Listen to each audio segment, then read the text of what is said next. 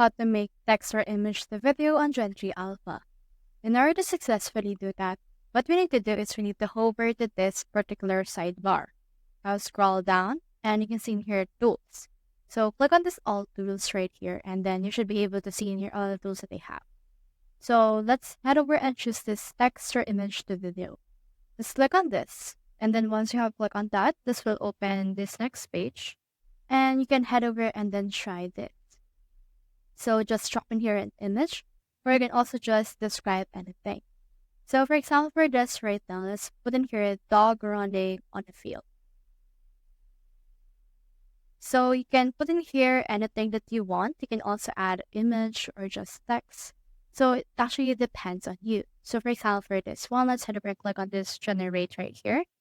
And then once you have done that, this will queue up this video and it will be ready in this around minute. So this actually differs depending on your actual description or the length or size of your image.